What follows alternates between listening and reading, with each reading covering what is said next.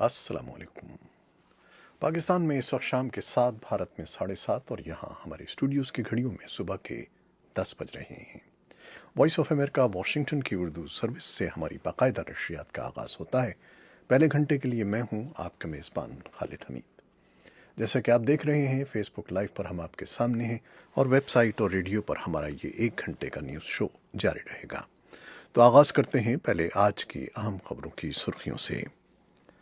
آزادی صحافت کے عالمی دن کے موقع پر آج دنیا بھر میں 100 سے زیادہ تقریبات منعقد ہو رہی ہیں، اور اس سال کا موضوع ہے کہ صحافت اور جمہوریت کا رشتہ۔ اور دنیا بھر کی طرح آج پاکستان میں بھی آزادی صحافت کا دن منایا جا رہا ہے۔ دنیا کے صحافتی آزادی کے انڈیکس میں پاکستان 142ویں نمبر پر ہے، اور پریس کی آزادی کے لیے کام کرنے والی تنظیم رپورٹرز وداؤٹ بارڈرز کی سالانہ رپورٹ کے مطابق بھارت میں پریس کی آزادی کو شدید خطرات لاحق ہیں، جس کی وجہ سے بھارت پریس کی آزادی سے متعلق عالمی درجہ بندی میں 2 نمبر نیچے آ گیا ہے۔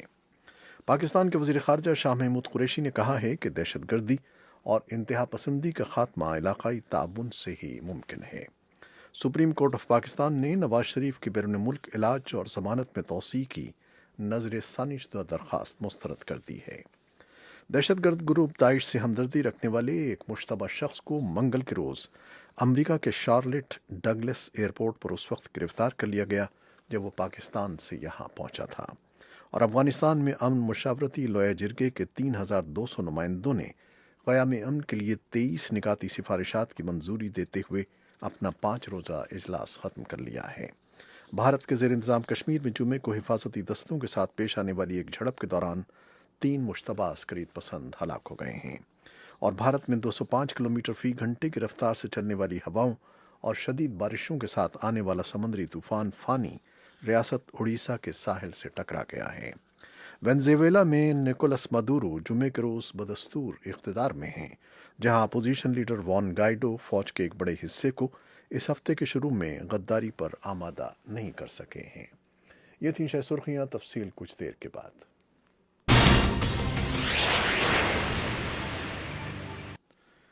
اور اب خبروں کی تفصیل۔ آزادی صحافت کے عالمی دن کے موقع پر آج دنیا بھر میں 100 سے زیادہ تقریبات منعقد ہو رہی ہیں، اور اس سال کا موضوع ہے کہ صحافت اور جمہوریت کا رشتہ۔ اس سلسلے کی سب سے بڑی تقریب پہلی بار ایتھیوپیا کے دارالحکومت ادیس ابابا میں ہو رہی ہے۔ ایتھیوپیا کے اصلاحات پسند وزیر اعظم کی پریس سیکریٹری بیلین سیوم کا کہنا تھا کہ ان کا مشرقی افریقی ملک نفرت انگیز تقاریر اور جھوٹی اطلاعات سے نمٹنے کے لیے ایک مسودہ قانون تیار کر رہا ہے۔ اپریل سن 2018 میں وزیر اعظم ابی احمد کے اقتدار سنبھالنے تک ایتھیوپیا صحافیوں کو قید میں رکھنے کے لیے بدنام تھا۔ ان کی حکومت نے کئی درجن صحافیوں کو آزاد کیا ہے۔ جمعرات کے روز یونیسکو کا Guillermo Cano world press freedom award Myanmar کی جیل میں قید صحافیوں چھا سو او اور والون کو دیا گیا۔ خبر رساں ادارے رائٹرز کے یہ صحافی روہنگیا مسلمانوں پر مظالم کی خبریں بھیجنے کی پاداش میں 7 سال قید کی سزا بھگت رہے ہیں۔ اور پاکستان میں بھی آج آزادی صحافت کا دن منایا جا رہا ہے۔ دنیا کے صحافتی آزادی کے انڈیکس میں پاکستان 142ویں نمبر پر ہے۔ پاکستان میں صحافیوں کو سیلف سینسرشپ، معاشی مشکلات سمیت کئی چیلنجز کا سامنا ہے۔ پاکستانی صحافیوں کو پیشہ ورانہ امور سر انجام دینے کے لیے کن کن مشکلات کا سامنا کرنا پڑتا ہے، اس بارے میں ایک رپورٹ ہمیں اسلام آباد سے موصول ہوئی ہے، جو کچھ دیر میں آپ کے لیے پیش کریں گے۔ اور پریس کی آزادی کے لیے کام کرنے والی تنظیم رپورٹرز وداؤٹ بارڈرز کی سالانہ رپورٹ کے مطابق بھارت میں پریس کی آزادی کو شدید خطرات لاحق ہیں، جس کی وجہ سے بھارت پریس کی آزادی سے متعلق عالمی درجہ بندی میں 2 رینک نیچے آ گیا ہے۔ اس کی رپورٹ بھی نئی دہلی سے سہیل امجن نے ہمیں بھیجی ہے، جو کچھ دیر میں آپ کے لیے پیش کریں گے۔ پاکستان کے وزیر خارجہ شاہ محمود قریشی نے کہا ہے کہ دہشت گردی اور انتہا پسندی کا خاتمہ علاقائی تعاون ہی سے ممکن ہے۔ اس کے ساتھ ہی انہوں نے کہا کہ ایک مخصوص طبقہ پاکستان کا عالمی تشخص خراب کرنے کی کوشش کر رہا ہے۔ شاہ محمود قریشی نے یہ بات جمعے کو اسلام آباد میں سری لنکن ہائی کمیشن کے دورے کے دوران میڈیا سے گفتگو کے دوران کہی۔ سپریم کورٹ آف پاکستان نے نواز شریف کی بیرون ملک علاج اور ضمانت میں توسیع کی نظر ثانی شدہ درخواست मुस्तरद कर दी है। चीफ जस्टिस आसिफ सईद खोसा ने रिमार्क्स दिए हैं कि अदालत ने मुलजिम को जमानत तशखीस के लिए नहीं बल्कि इलाज के लिए दी थी। हर चीज़ को सियासी रंग में देखकर अदालत को बदनाम किया जाता है। नवाज शरीफ सज़ा याफ्ता हैं और रहेंगे। चीफ जस्टिस आसिफ सईद खोसा की सरबराही में 3 रुकनी बेंच ने साबिक वज़ीर-ए-आज़म नवाज शरीफ की नज़र-ए-सानी की दरख्वास्त पर समाअत की। मुलजिम के वकील ख्वाजा हारिस ने दलाइल में कहा कि नवाज शरीफ की सेहत मज़ीद बिगड़ गई है। नवाज शरीफ की बीमारियों में पेचीदगियाँ आती जा रही हैं। ख्वाजा हारिस ने नवाज शरीफ की शरीफ मेडिकल सिटी की मेडिकल रिपोर्ट भी अदालत में पेश की और कहा कि डॉक्टर्स के मुताबिक नवाज शरीफ का इलाज पाकिस्तान में मुमकिन नहीं है। दहशतगर्द ग्रुप दाइश से हमदर्दी रखने वाले एक मुश्तबा शख्स को मंगल के रोज़ अमरीका के शार्लेट डगलस एयरपोर्ट पर उस वक्त गिरफ्तार कर लिया गया जब वो पाकिस्तान से यहाँ पहुंचा था। अमरीकी वफाकी तहकीकाती इदारे FBI ने खबर देते हुए कहा है कि वक़ारुल हसन पर दहशतगर्दी में मुलव्वस होने के बारे में झूठे बयानात देने पर 2 इल्ज़ाम आयद किए गए हैं जो उसने मई और अक्टूबर सन 2015 को FBI से एक इंटरव्यू में दिए। मंगल के रोज़ वफाकी अदालत में पेश किए जाने वाले हलफनामे के मुताबिक वक़ारुल हसन के साथ दाइश और पाकिस्तान दहशतगर्द ग्रुप जैश मोहम्मद से राब्ते थे और उसने उन्हें माली मुआवनत फराहम की या उसकी कोशिश की। वक़ारुल हसन ने अमरीकी शहरियत हासिल कर ली थी लेकिन उसने पाकिस्तानी शहरियत भी बरकरार रखी थी। अफगानिस्तान में अमन मुशावरती लोया जिरगे के 3200 नुमाइंदों ने क़याम अमन के लिए 23 निकाती सिफारिशात की मंजूरी देते हुए अपना 5 रोज़ा इजलास ख़त्म कर लिया है। इनमें तालिबान के साथ जंगबंदी और मुल्क में इस्लामी जमहूरी निज़ाम का तहफ़्फ़ुज़ कलीदी निकात में शामिल हैं।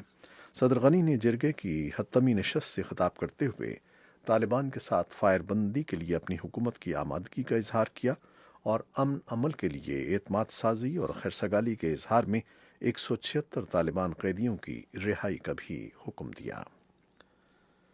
भारत के ज़ेर इंतज़ाम कश्मीर में जुमे को हिफाजती दस्तों के साथ पेश आने वाली एक झड़प के दौरान 3 मुश्तबा अस्करियत पसंद हलाक हो गए हैं जबकि एक भारतीय फौजी शदीद तौर पर जख्मी हुआ है।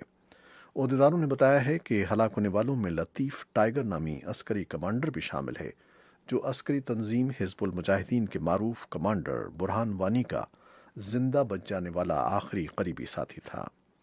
बुरहान वानी को भारतीय फ़ौज ने जुलाई सन 2016 में हलाक किया था जिसके बाद भारतीय ज़ेर इंतज़ाम कश्मीर में तकरीबन 6 माह तक जारी रहने वाली बदअमनी के दौरान 80 से ज़ायद अफराद हलाक हुए थे। इस बारे में श्रीनगर से यूसुफ जमील ने जो रिपोर्ट भेजी है वो कुछ देर में आपके लिए पेश करेंगे।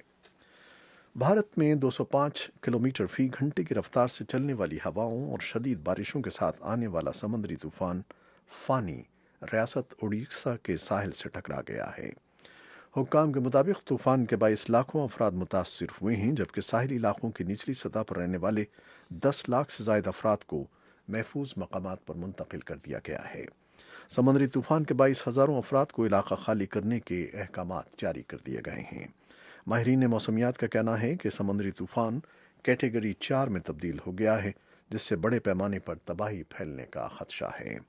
माहिरीन ने कच्चे मकानात या कच्ची छतों के नीचे ज़िंदगी बसर करने वाले अफराद को तंबीह की है कि वो महफूज मकामात पर मुंतकिल हो जाएं। वेनेजुएला में निकोलस माडुरो जुमे के रोज़ बदस्तूर इक़्तिदार पर काबिज़ हैं जहां अपोजिशन लीडर वॉन गाइडो फ़ौज के बड़े हिस्से को इस हफ्ते के शुरू में गद्दारी पर आमादा करने में नाकाम रहे हैं।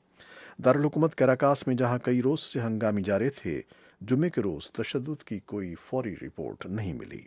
जुमेरात के रोज़ गाइडो सनती आम हड़ताल की भी अपील कर रहे थे। मडूरो ने जो इक़्तिदार पर काबिज़ हैं मुल्क की मुसल्लह फ़ौज से कहा है कि वो तख्ता उलटने वाले किसी भी साजिशी की मुखालिफत करें।